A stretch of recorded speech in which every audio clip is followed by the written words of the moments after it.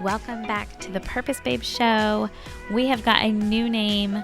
I'm still your host, Corie Clark, and for those of you who've been listening for a while, you might notice we have new artwork for the podcast and a new name. It is the Purpose Babe Show, and we have made that change because we are just loving our community of Purpose Babes in the Purpose Babe Society and inside my free community. And so we just really wanted everything to be in line with that. So today we have 5 episodes dropping, and I'm so excited about having Jana Bishop on the show today. She is a friend, she is a wife, a mom, a business owner, and she has an amazing online shop, which I will link to in the show notes. She sells stock photos, she sells Lightroom presets, and she's super talented. And the reason I brought her on the show today was actually to talk about our faith and how we pray for and believe for big things in our business, and how we've seen huge shifts and changes in our business by doing that. So that's how our conversation started. And then we got into her business and we got into Facebook ads. So this episode just is filled with all kinds of amazing wisdom from an amazing friend. So I'm really excited for you guys to dive in, listen to our conversation. It's very honest and vulnerable, and I just love that it actually is a conversation between 2 women who are living their life and growing their business on purpose, and it really represents a conversation that I would have with any of you who are listening and with any of my friends who have the same passions and desires. So enjoy the show.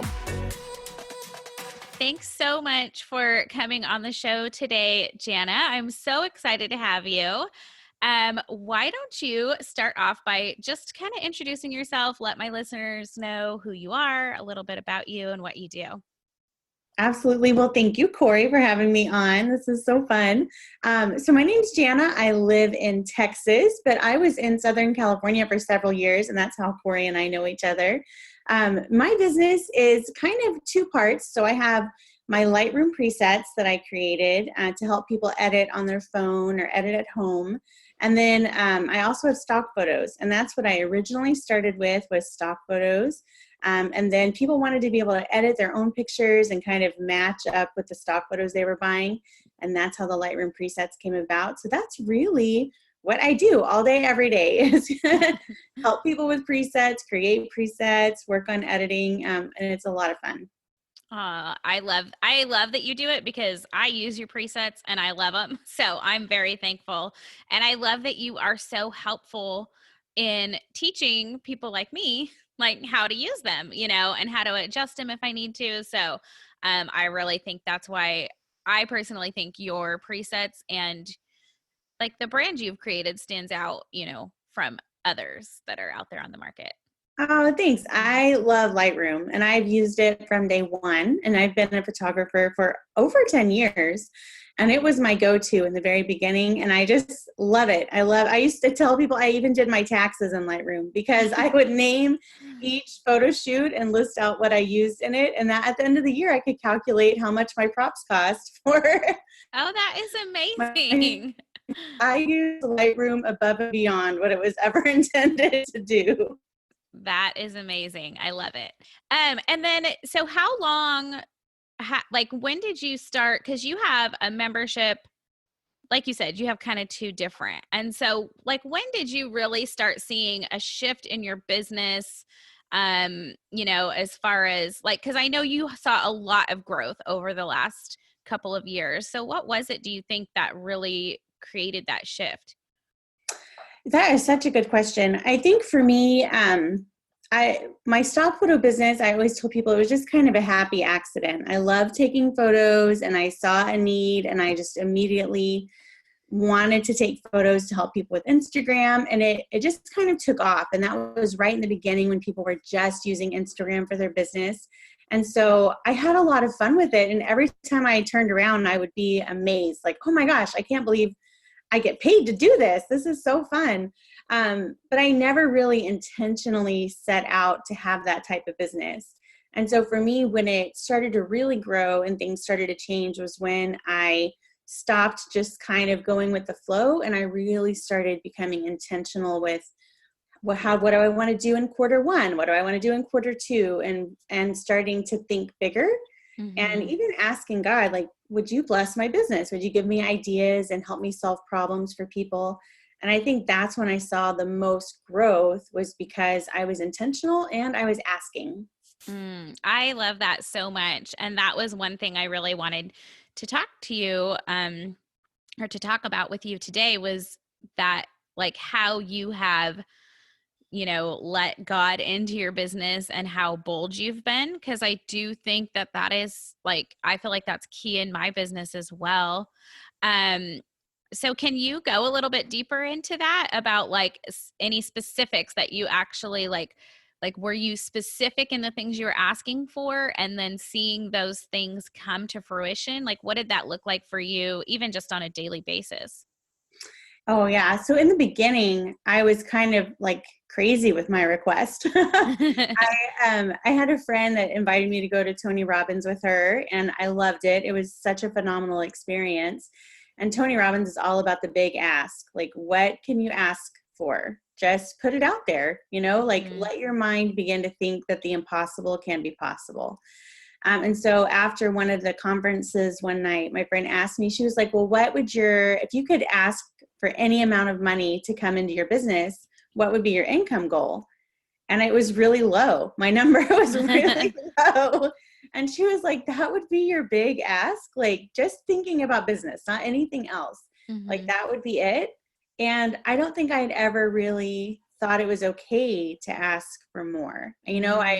My husband was in ministry for almost 20 years. So I was very much in that mindset of like, I don't want to be greedy. I don't want to ask for more. Isn't that wrong?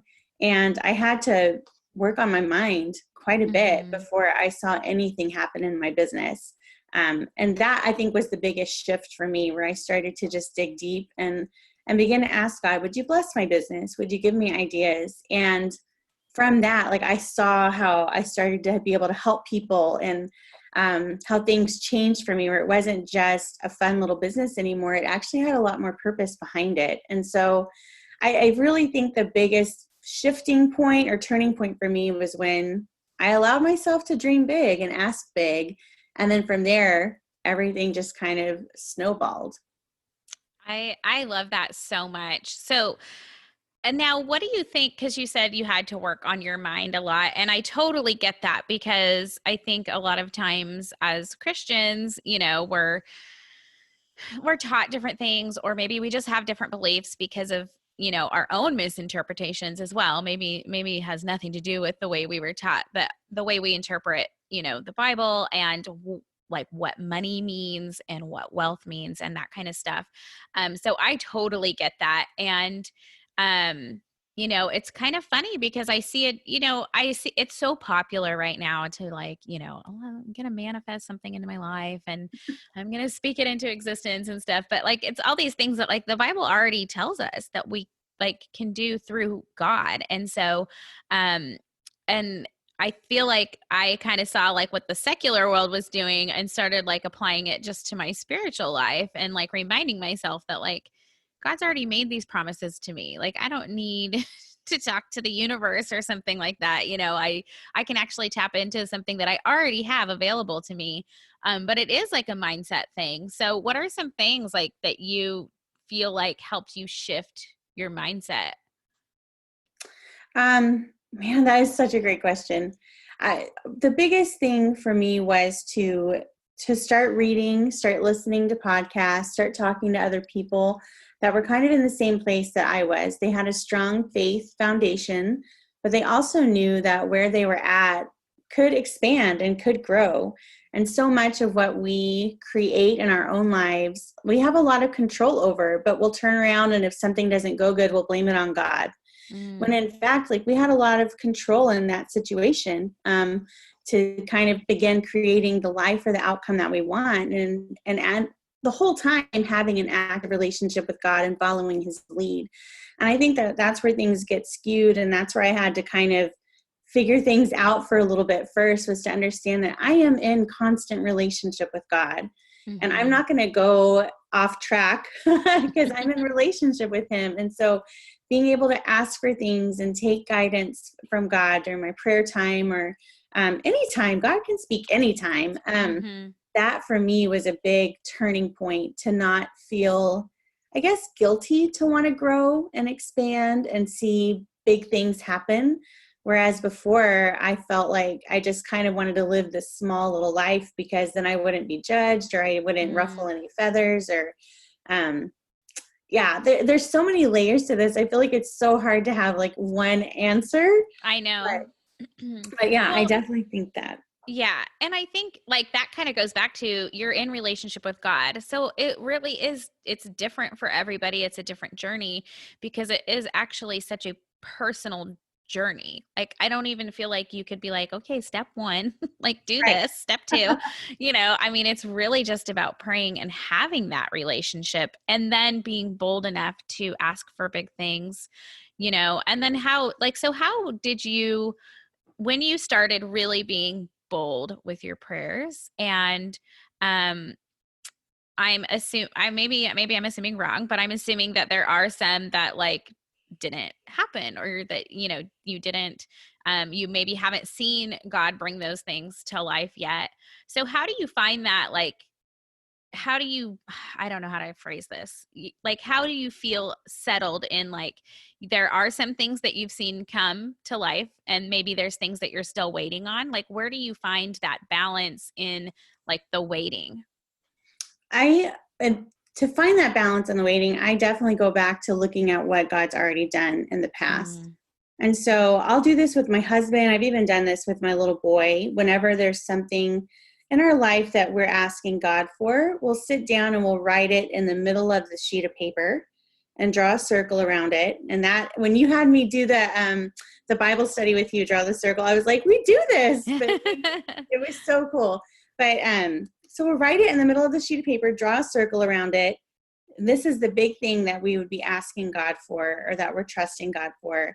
And then you look for 10 pieces of proof to show that it can happen, or that maybe part of it has already happened. So for instance, when we wanted to move from California to Texas and buy the house here that we wanted, when I drew the circle around, Texas house, then I had to look for proof that it could happen. And so one of my things that was proof was, well, we've owned a house before. We've made a cross-country move before. We have a realtor. And I just started going through all the things that could prove that this could actually happen for us. And it kind of shifts your brain into going from impossible to like a roadmap to make it possible. So when there are things that aren't answered or things that I'm still asking God for, I can just go back to my circle and go, okay, let me add more proof to the fact that this actually can happen. It just hasn't happened yet, but it doesn't mean it's gone forever. Yeah. Oh my gosh, I love that. I'm going to do that. I've never, like, I write in my prayer journal and like I do the circle thing, but I've never like specifically started writing down any of the proofs. And I think that's really amazing because we can so easily forget the amazing things that God's already done in our lives, because we start to focus on what we see right in front of us. And if it's not that big thing that we're dreaming about or praying about or hoping for, we can forget so easy what's already happened. Yeah, absolutely. And I noticed that when we do this exercise, and we do it quite a bit, honestly, it actually leads into time of gratitude. Go down memory and be like, oh my word, yes, I forgot that huge miracle happened, or I forgot that God answered that prayer as to this place. And it just kind of triggers you to think through all the wonderful things that God's already provided for and already made real in your life. And it gives you a lot of faith to keep believing for the bigger things that you're asking for. Yeah, I think that's amazing. So what are some things like Did you just start seeing some huge shifts, or were there like little small along the way? Like I know for me, I have like big bold prayers, but I also have like little things that am like praying for and believing for, and sometimes those little like nuggets will pop up and in between the big things. So like when you really first started seeing this shift and really like believing and asking for big things, what were some of the first things that you saw as like evidence of God answering those prayers?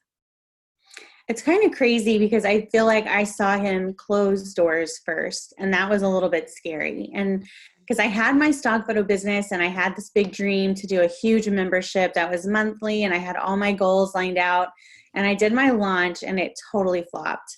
Mm. And when you look at it from the outside, if somebody else were to go over the numbers and everything, they'd say, oh no, it was actually a success. Like you had people sign up, you had revenue come in. But compared to like my big dream and my big ask, in my mind, I had to really deal with the fact that I felt like a failure because I didn't meet up with what I wanted to happen. And it felt like a door closed. But in the middle of that, part of that launch was that I created presets to go with my stock photos. And it was a huge unexpected blessing because over time, that's what took off. And for me to have that huge commitment to the stock photo membership, it takes a lot of time to gather props and shoot and organize things. And so that door kind of closing actually freed up a lot of time for me to focus on a part of my business that ended up being extremely profitable. And so that part of it, it was painful. I mean, I can remember like laying on my office floor crying, going, what am I going to do? Like I had kind of all my eggs in this basket thinking this is going to work. And it didn't work out like I wanted it to, but God had a different plan. And so I think that was part of it, was seeing doors close and then Mm-hmm. looking for the other opportunity that God was trying to like wake me up to. Wow. Yeah, that's really good. And that's such a good reminder too when there are failures or doors closing is to just really um try to look at them like not only as lessons but, maybe as answers and trying to point us in a different direction. Because it can be like I know that feeling of like why isn't this working? Like what are you trying to tell me, God? And then how do you find that, like how did you know? Cuz sometimes I feel like if something doesn't go right, you know, it's maybe just something like you were talking about earlier, like it's something that was actually in my control and I wasn't doing my part. Like how did you really start to feel like no, like that was God actually closing a door and you didn't need to just try harder or do something different? Well, part of it was how I structured my launch. I did it to where it was kind of a one-time option. So people could Mhm. opt in at this point and then it wouldn't be open again for several months. So Uh-huh. I kind of locked myself into something without even realizing it, which at the time was terrifying. But then when I took a step back, I was able to go, okay, maybe that wasn't where I needed to put my focus for this time. But it wasn't an immediate, like that didn't come to me immediately. I'm talking Mhm. like days of agonizing and going, okay, what do I need to do? And it was during that time when I really started looking for coaching and kind of trying to get outside of the bubble I had been in that I had created around myself Mm. and look for other people that could have an outside view on my business and help me because I needed that support and I needed that encouragement to not be afraid to like take the step that was obviously right in front of me. Yeah. Now, um is that when you joined Next Level? Yeah, it was right Okay. about that time, like within a Okay. month or two. Okay. Okay. And so you had already launched your Lightroom thing, your Yeah. presets? Yeah, Okay. so that those presets launched in August along with my monthly stock photo membership. Okay. And then so the stock photo membership closed after the launch, but the presets stayed in my shop. And so Okay. that's when I kind of saw like, oh my gosh, sales are still going on the presets. And that Mm. was unexpected. They were supposed to be a bonus to the stock photo, but they kind of became their own entity, which was amazing to watch it all unfold. Yeah, that is so amazing. And Okay, so just to give some backstory to the listeners, I had been using Jana's. I actually had her stock photos, and so we kind of just knew each other from Instagram, but then saw that we were both going to be at BBD Live, I think, with James Wedmore, and so that's when we finally first actually met in person, and then well, the rest is just history. I love Jana and she's like a friend. And, you know, like Ryan and I love hanging out with you and Barry. You guys are so much fun. And it's just so nice to be with other entrepreneurs who are also believers and, you know, really want to be pursuing like their God given purpose and, you know, have someone to dream with and to grow our businesses together with. So I'm so thankful that our paths crossed there, like through James and through Next Level. Sorry, that was just a tangent because I just like I wanted to make sure my listeners understood what I was talking about when I brought that up. And then now, but then was that the time, like at the beginning of last year, was that when your Lightroom presets like really took off? Was it because of the coaching you got inside BBD? I think it was a combination of both. So I had, let's see, they launched in August, and then September, October were so tough. Like we were just trying to make ends meet and, you know, stay afloat. And then right around the holidays, I remember I did a Black Friday sale on my presets, and we were sitting on the sofa watching a movie, and my phone notifications kept going off. It was Oh like my gosh. crazy. And it was my Stripe account getting money, you know, people were buying my presets, and I was kind of dabbling with Facebook ads at that time. And so I really committed, like, okay, if this is going to work, I'm going to work on it every single day. So I would get in there and work on Facebook ads and send out emails and really started to nurture that part of my business. So from November to December, I saw a huge jump in growth. And then it quadrupled in January, which was Wow. just amazing and shocking. And during this time, remember, I'm still writing down my dream, my Texas dream house, circling it, looking for proof and ways that it can happen. And so in January, when I had my huge month, I mean, that was just one more thing of proof to add to my list. Like God is Yeah. blessing us. And from there, then I joined Next Level and got more coaching and was able to just kind of begin to scale my business in a different way and get healthy boundaries within my business. I hired a team member. I just did some things to kind of help it grow without completely exhausting my own energy and abilities, you know? Yeah. Yes, totally. And Barry was helping you with the business too, right?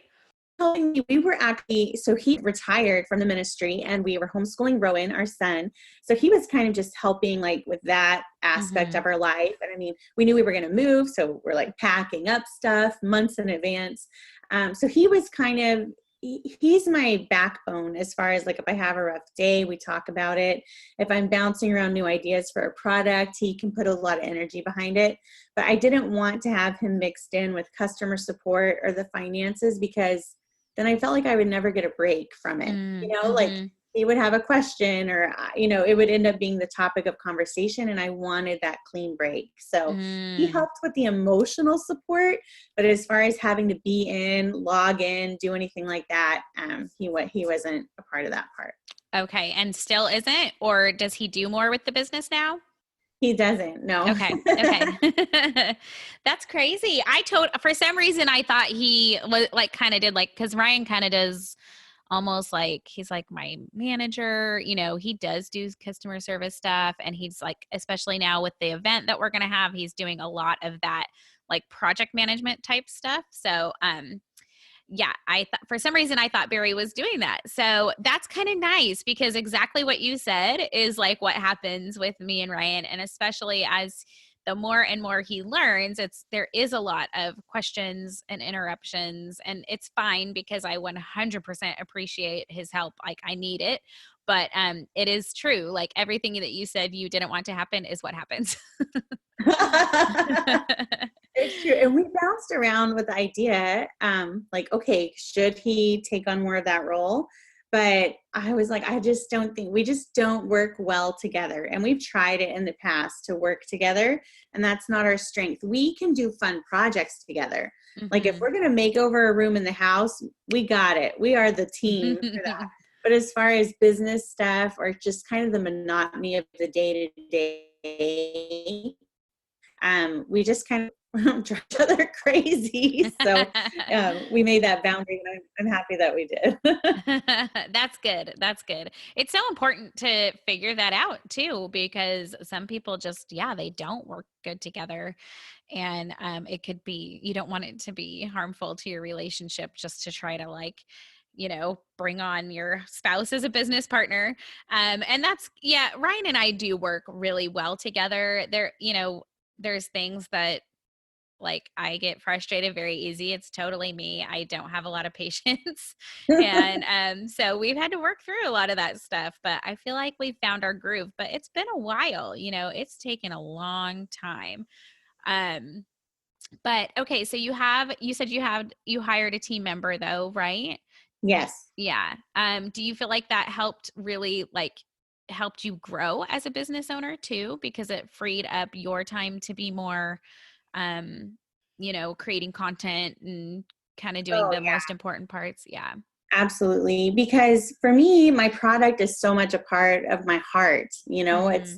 I spend a lot of time creating my products. And so when people would email in and complain, or, they wouldn't follow the directions, or I would just take it personally and I would feel like my blood was boiling, and so Mm-hmm. that would distract me, or it would take up way too much time in my day. And so when I hired on Abby, who's amazing, she was able to come in, and I'm a Enneagram 8 and she's a 2.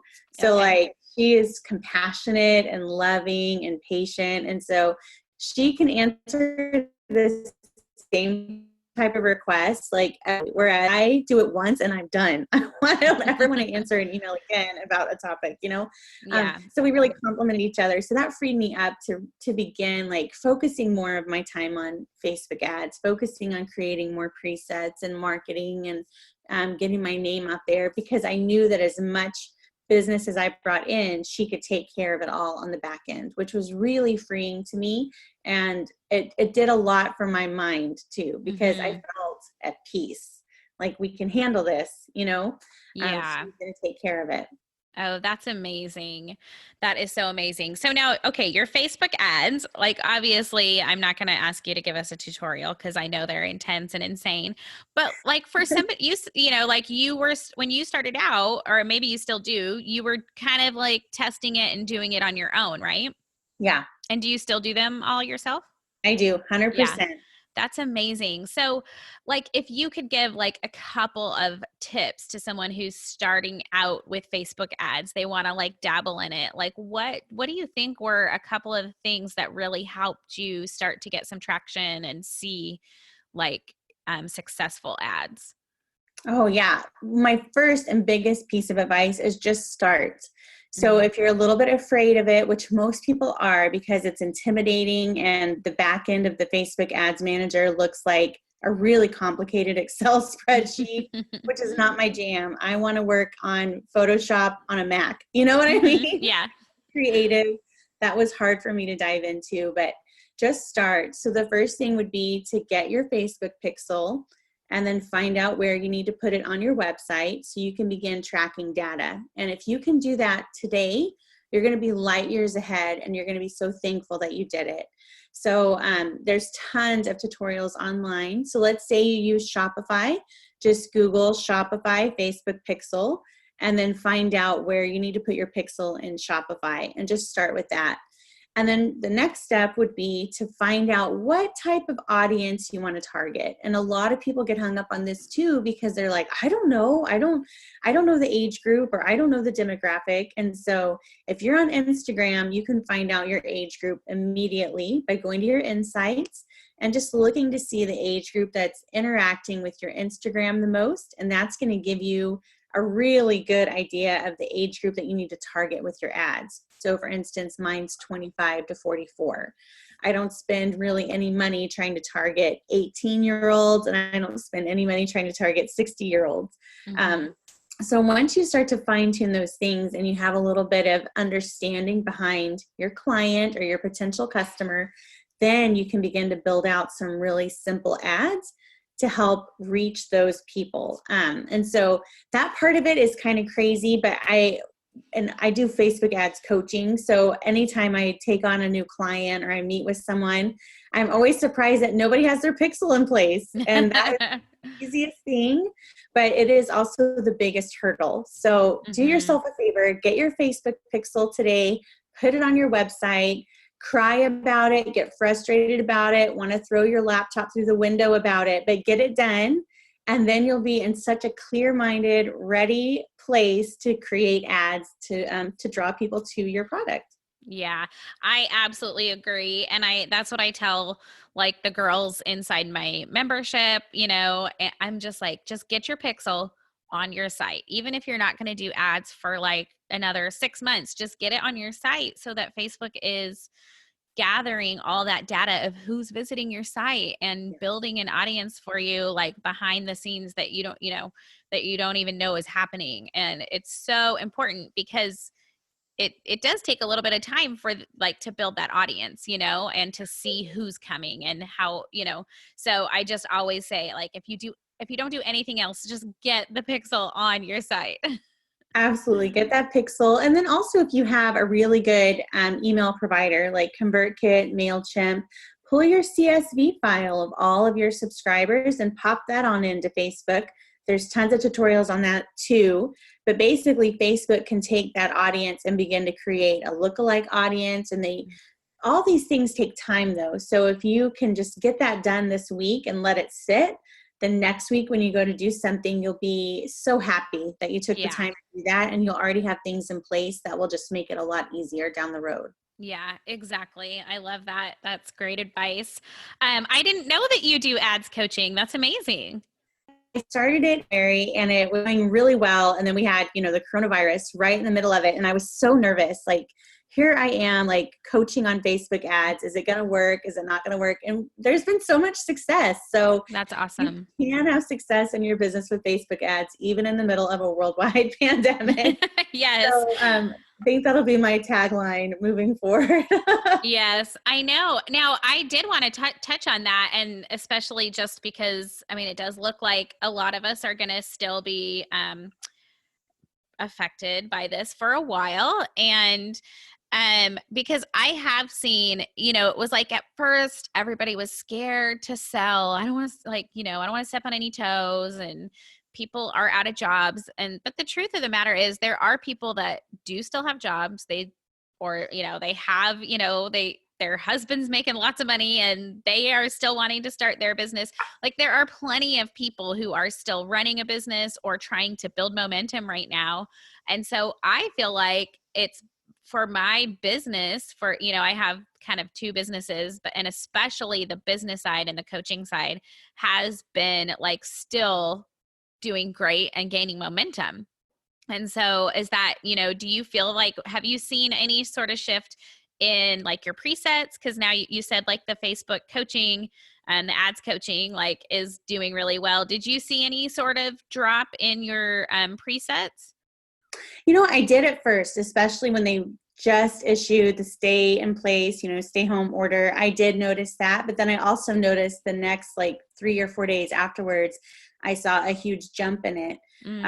And so, yeah, I think at first I was a little bit scared, and I cut back on my ads for a few days to see what would happen and kind of get my bearings. But I really decided, like, I'm not going to live in fear at this time with my business. And I always feel like the numbers give me so much data back. Yeah. And so because I have a really strong Facebook ads presence, I'm able to see data in real time and kind of get an idea of what my customers are thinking and doing. And that has been really nice. So yeah, I did see a drop, and then I saw a spike, and it's still continuing to do really well, which I'm super thankful for, and, was a little bit surprised about. But for me, I love brain games. Like, I love to just kind of trick my brain because I am, a worrier, or I deal with anxiety. And so I have to be very intentional with where I put my thoughts about my business each day. And so I felt guilty about running ads to people or trying to sell in the middle of everything. Mm-hmm. So to trick my brain, I actually created an ad specifically that targeted nurses and healthcare workers, and I offered them a set of free presets. So all they had to Oh, do was nice. sign up and get the link, and they could download a set of free presets. And for me, that helped because I was able to give back right away, but Mm-hmm. then I was also putting as much energy and attention into selling. Yeah. So yeah, it just it helped me feel really good about, the season and what I could do to give back. And then also to just keep moving forward with my normal sales and. Yeah. That's really awesome. I love that. And I did like a free like coaching call, just like a group coaching call in those first couple weeks. Cause I just wanted to, offer like service and be available to help people who were in that panic mode, but at the end of the day, it's like that was kind of same for me. It was like you saw people like really freaking out for the first few days or a week maybe. And then it was kind of like once people realized like, okay, like the world's not ending, like if this is going to be our new normal for a little bit, and starting to settle back into like the reality of, yeah, I still have a business that I still need to run, and I still need to serve people. But I love that you did that, especially like specifically to like nurses and healthcare workers, which just goes straight back to like why Facebook advertising is so important, because you can target like super specific audiences with something free or with something paid, whatever it is. And it just gives you so much control over your business. Oh, it totally does. And it's so much fun. I mean, it's kind of like gambling, but not really. You do feel that like, oh my gosh, I had this idea to target an audience, or I had an idea for an ad and it worked. Or you can do the flip side, like I had an idea and it totally flopped. And you're able to Hmm. just check it out in real time and know what's working for your business. And I feel like for me and my personality, that works really well. Like I know a lot of people will test out products or test out things on social media. Like they'll put it in their stories or put it on Instagram. And I'd Hmm. much rather throw $5 at an ad and see if I can get a response, and then Mm, take that data and keep moving forward, because it works so fast. yeah. So that is just my happy place. And I've really enjoyed just kind of watching how it's going to all play out just on the back end of Facebook. Yeah, yeah. No, I love that. I think that's a great idea, especially because right now it's like, you never know who's seeing what you post on social media. So if you don't get a response, maybe it wasn't even in front of the right people. And when, like you said, like you would rather just, spend $5 to test something, like you get to target who's seeing it, and that's going to give you a better idea of, if it's actually something that you can pursue or not, versus, you throw up a post and on Instagram saying like, hey, does anybody want this free thing? Well, what if nobody even saw it that would want it? You know what I mean? Right. Exactly. It's Yeah. so true. Yeah, that's really smart. And I feel like right now I have some ads going that are actually performing really well right now. So Yeah. I don't know if there was just a lot of people that did turn off their ads. I'm not sure. Have you noticed that your ads are performing well? Yeah, they've been doing really good. And for sure, there's a couple of ways that you can look at this right now. Facebook is wanting to help small businesses. And so they've rolled out a massive plan where they're going to offer grants to people. And they're really trying to beef up their staff to make sure they're available to answer questions. So with Mm, that, I mean, I feel like I'm personally seeing a lot more ads on my feed. And mm-hmm, so I do feel like they've kind of loosened up a little bit within the algorithm and within the auction to allow more ads to flow out, whereas before they didn't as much. So I mm-hmm, think that's a benefit. And then also, if you have a business Instagram account that's linked to your Facebook, make sure you have it not as a creator account or personal, but make sure it's a business account, because then I feel like your post and reach will go a little bit further right now because they're focusing mm. so much on small business. Oh yeah, that's really smart. I hadn't heard any of that or even considered that. But yeah, that makes perfect sense. Um, do you know anything about the creator accounts? Because I don't really know a lot about them. And I've had people ask, and I'm like, I don't know, just do business. Yeah, so the creator accounts were made specifically for influencers. So let's say that you're a like to know it, or you always Mm-hmm. have a link in your bio that people can shop from, Amazon, Target. The creator account was created with that in mind. So that way you could do partner integrations. You could partner up with a business in order to do a post with their partner in it. But the creator account is not Facebook ads friendly at all. I Okay. don't even think that there's certain ads they won't even allow you to run. Um, Okay. so that is kind of the drawback. It is really meant more for the influencer that has a lot of organic traffic, wants to have more of a fun feed. And yeah, so that it's great if that's where you're at. But if you're a small business and you're wanting to run ads, steer clear of the creator account and go straight to business. Okay. I'm glad to know the difference then because I really didn't know. I remember when they first launched it and trying to kind of figure it out and I just really never did. So, thank you for that. Yeah, you're Yeah, welcome. that's really good advice. So, yeah, if you have a business, you need a business account. Yeah, Absolutely. Yeah. yeah. If you're going to run ads or do any type of paid marketing, that's where you want to be. Yeah. Have you done any Pinterest marketing? I have. I've actually done a little bit and dabbled in with it, and that's kind of on my list of things to look at during quarantine is Mhm. to take a course on that. So I ran a few ads, and I actually saw a really good return on it. And I Oh, know that, really? yeah, but You're like the first person I've heard say that about Pinterest really. ads.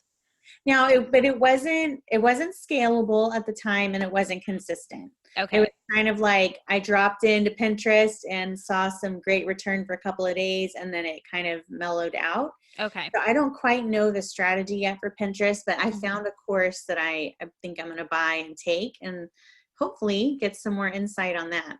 Yeah, yeah. I think Pinterest, I mean, I haven't done any Pinterest ads just because I have literally never heard someone say like they've loved them. All I ever hear is like, no, don't waste your money.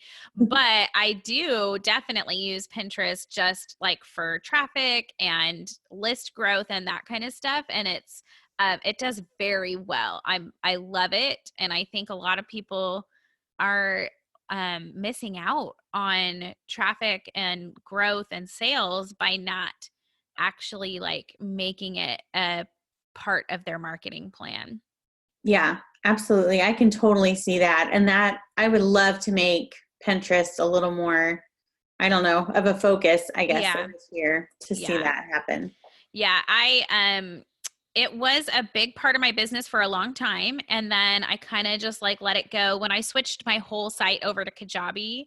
Like my I had WordPress switched to Kajabi. So not I'm not talking about my Shopify site, but just my main website. When I switched everything over to Kajabi, a lot of links changed and I kind of just like didn't pay attention to it. But then as I really started looking at numbers over the last few months, I started realizing, gosh, like my traffic's a lot lower. My list growth is kind of like stagnant besides anything I have like going in ads. And so I've just started over the last month going back into Pinterest, like creating some new pins, getting some stuff like scheduled and going like just kind of on autopilot. And my traffic is like gone through the roof. No And way. That's so yes. awesome. Yeah. So, and my list is growing and it's just like everything's kind of like flowing again. And I'm like, oh my gosh, it's like Pinterest is just like this little like secret like pot of gold that a lot of people aren't really using. I think especially right now it's a great place to be because Instagram, our feeds are so full of like news and a lot of people are home and online, more than normal. So I feel like the our Instagram feeds are just full and it's like you can go to Pinterest, kind of find what you need and not have to like weed through any like news stories. So Yeah. So where yes. would you suggest that I start with Pinterest? I took a course a long time ago. I took Melissa Griffin. You Oh, know who? okay. Yeah. Yeah, I took hers. I think it's called Pimfinite Growth. I took hers a long time ago, and so I'm not sure like if there's anything better right now. I'm sure there's some amazing stuff, but I mean, just even getting like your boards set up and they have like recently come out and said like Pinterest is favoring fresh content. So Ooh, even if nice. you have old pins that did really well, it would be a good idea to create a new image. And so you can still like use the same links, but you need like a new image for it. Um, and so that's what I've been doing, is making new images, even for some of my best pins that have been like, have not necessarily gone viral, but have been my best performing pins. I'm creating new images for them. I'm testing out, like a lot of people use Tailwind to schedule their pins, and Yeah. I love Tailwind, but I'm actually testing Smarter Q. I use that for like my Facebook evergreen posts and stuff. And so I'm testing Smarter Queue with Pinterest because they are an approved Pinterest partner. So you can schedule your posts there, but it's really easy to go in and edit a post and like swap out the pictures. And so you can create like No way. so I can put like a URL, I can put like my pin title and put the URL in there, and then I can upload right then like 6 pictures that I want it to rotate through. And so I can let that go a few times, and then I could go in and I can just add in some new pictures since they're favoring fresh content. So I'm testing it out. What? Yeah. That's awesome. So Yes. it's Smarter Q. I saw an app for it for Instagram, but do they have one for just Pinterest? Well, so I just do it on my computer. Okay, Their Smarter Q app is for Instagram. I don't use it for Instagram. I gotcha. I use it for, because I'll put like a ton of my blog posts on to Evergreen so that it's just putting it out on Facebook. I don't have to think about it. Um, you can also, I mean, I love the app, and it is a desktop app, but it's so easy to even find other content. Like if you want to post, No if you have way. like a blogger that you really like and you want to post her stuff, you can like search for their RSS feed in there. You can search other people's Pinterest accounts and just schedule stuff like crazy. So I really like it. So I pretty much use it for Facebook and for Pinterest. You can use it for LinkedIn. You can use it for Facebook groups. So you can like schedule out, if you have a private No community, way. you can schedule your posts Oh there. Yeah, I yeah. love it. So, yeah, I think I think I have like an affiliate link too for like 30 free days or something. So Ooh, I'll put yeah, I want that for yeah. sure. Put that in um the show notes. yeah, I will put that in the show notes. So yeah, I love Smarter Q, but I I do currently have pins scheduled through Tailwind. I'm just kind of testing this out to see if I want to like completely just stop using Tailwind. Okay. Because I'm all about like the less the better. I don't want to have, Smarter Q for Facebook and LinkedIn, and then Tailwind for Yeah. Pinterest, and then Plan for Instagram. So now what do you use a scheduling tool for Instagram? For Instagram, I use Plan.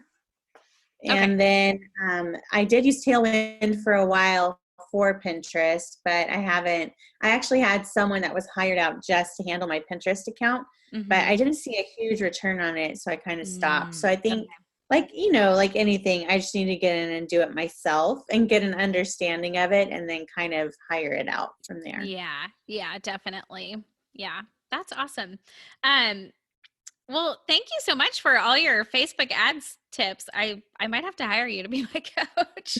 Yeah, let's do it. It's Because a lot of it's fun. like, I know, and I do have fun with it. And like I said, I have like a couple ads going right now that are going really well. I just feel like you've seen a lot of success with it, and I really want to do that like with some of my digital products and really get them just kind of going on autopilot. And I think that you've really found a lot of success in that area. Yeah, I did. And it wasn't even intentional at first. It just kind of happened. So last year alone, I spent right around $250,000 on ads, but I had Wow.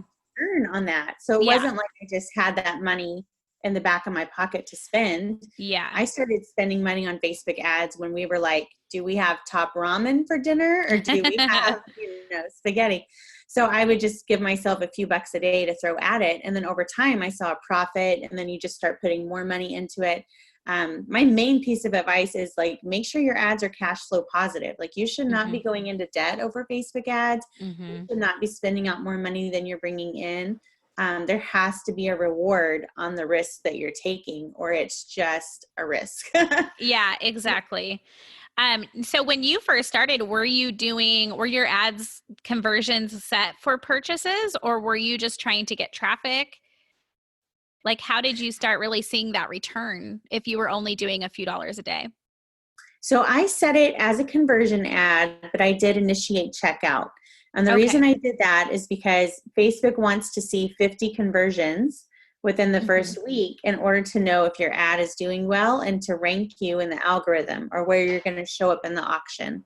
So by doing initiate checkout, I was getting more conversions coming in. So maybe every 2 or 3 initiate checkouts actually ended up as a purchase. But because Hmm. Facebook liked how I was running my ad, they showed it more, they kind of rewarded me more. So then the cost of each conversion went lower. Okay. So yeah, so you just Yeah. kind of have to like do a little bit of work on the back end to like watch your sales, watch your conversion event that you've selected and see how it's matching up. So that's why I said like it looks like a complicated Excel spreadsheet, but once you get in there and you know what Facebook is showing you and then what your shop is showing you, you can reconcile the two and know at the end of the day, like, okay, I spent $10 on ads and I did 200 in sales. So obviously something's working. Yeah, yeah. Wow, that's awesome. I really like that. I'm going to test that initiate checkout because a lot of mine are either just traffic to get cold people to my site so I can pixel them, or then once they're there and, I have different retargeting ads set up. But I think that's great. So, Yeah, retarget them and then also create an audience that will have an interest and start targeting them. Right now, a lot of people are audience stacking, and that's doing really well, where you'll do a massive audience, like mm, 275 million, where you're just stacking everybody that could potentially be interested in your product into one ad set, one campaign, and seeing how that will do. And Facebook used to, and all the Facebook ads managers would advise against that, a year or two ago, but now mhm. it's starting to lean that way. So Wow. yeah, Yeah, try that out. that's awesome. I haven't tried anything that big. I have gone much bigger. I like Rick Mulready had actually suggested that to do instead of like a 1 to 2% lookalike, to do like a 5% lookalike. Um, like off your email list or whatever. Yeah, And so that brings it up to, way more than a 1%. And, he said just because there's more people for Facebook to pull from, you're going to see better return. The smaller your audience is, the harder it is for Facebook to find those perfect people. So absolutely. that's Absolutely. And interesting. Well, Facebook wants you to win. They what? do. I said Facebook wants you to win. They Oh do. yeah, yeah, because they want you to keep coming back and spending your money. Exactly. Exactly. Yeah, I love it. Well, I wasn't planning on talking about Facebook ads on the show today, but I'm glad we went down that little rabbit hole. It was kind of fun. Yeah, it Uh, is fun. yeah, I was like, I want to talk to Jana about her business and about prayer, and now we're into Facebook ads. So, but that's just how it goes. And these are my favorite interviews, are the ones where it's just like ends up being a conversation, and because I think there's so much that can come out of that for my listeners to just grab like those little nuggets and that pop up that were unintended. Yeah, absolutely. We can even do a coaching call in your group and do a little, show them how to do Facebook ads one day. It'd be a lot of fun. Yeah, that would be so fun. And they would love that. So awesome. Well, thank you so much for being on the show. Why don't you, I have a couple questions that I ask at the end of every episode, and then I'll have you share where people can find you. But my first question is, what does living on purpose mean to you or look like to you? Oh, that's a good one. You're good with these questions, Corie. Living on purpose would definitely be being intentional and being very mindful of the fact that I can create the life that I want and I can help other people do that too. And I think that's a huge part of it. Even my husband and I were talking the other day about how sometimes we feel like our purpose is to help other people find their purpose, Hmm. to kind of help steer the ship a little bit and show them possibility. And I think that that's a big part of what I enjoy doing, is helping people see like all the possibility around them and that their life is not meant to be boring or, limited. It can be Mm-hmm. as amazing and grand and exciting as you want it to be. Oh, I love that. That's beautiful. Okay, second question is, if you could give one piece of advice to someone who is like a new entrepreneur, what would it be? Stick with it. Don't give up. I think that's the easiest thing to do is, you put yourself out there and you're so vulnerable. And that if you don't see the return that you want immediately, it's very tempting to give up. But Mm-hmm. you know that you have a product or a service that can help people, that can change their life. It's just going to take a little bit of time to get your name out there. So stick with it. Do whatever you can for free to get your name out there. Commit to that. And just keep going, and it will definitely pay off. Yeah, I love that. That's great. Okay, so where can people find you? Do you have anything special that you want to share or promote or talk about? Nothing right now. I'm doing Facebook ads coaching. That is still kind of new, but that's a lot of fun. So if anybody's interested in that, we can definitely accommodate that. But they can find me at jbcpresets.com. That's my presets website, and I have stock photos on there too. And then they can also find me on Instagram at the Jana Bishop. I had to put the in there because somebody else took my name. Like right when Instagram started. I think she was like 75 and she and never but, even posts. exactly. So yeah, jbcpresets.com and at the Jana Bishop. Okay, I'll link those in the show notes. Thank you so much for being on the show and for letting this conversation just go wherever it wanted to go. Absolutely. I loved it. It was so fun. Thanks for having me on. Of course. All right, we'll talk to you soon. Thanks so much for listening, you guys. I hope you enjoyed my conversation with Jana. I will link to all of her information in the show notes. So be sure that you check out her site, all of her amazing work. And if you want to reach out to her for some Facebook ads coaching, make sure you do that. She's amazing. I mean, I have seen what it's done to her business, and I 100% trust what she is teaching. And I'm really excited. For those of you that are in the Purpose Babe Society, we are going to be bringing Jana in to give us some Facebook ads training. So if you're not in the Purpose Babe Society, you need to get on the wait list at corieclark.com/VIP. I will also link to that in the show notes as well. So thanks, you guys, so much for listening. I will see you next week on the Purpose Babe Show. And if you have not yet, make sure you head on over to iTunes and subscribe, rate, and leave a review for the show. And I would love if you would screenshot this episode, tag Jana and myself on Instagram, and let us know what you loved about the show. We would love to hear from you. So thanks so much, you guys. I will see you next week on the Purpose Babe Show.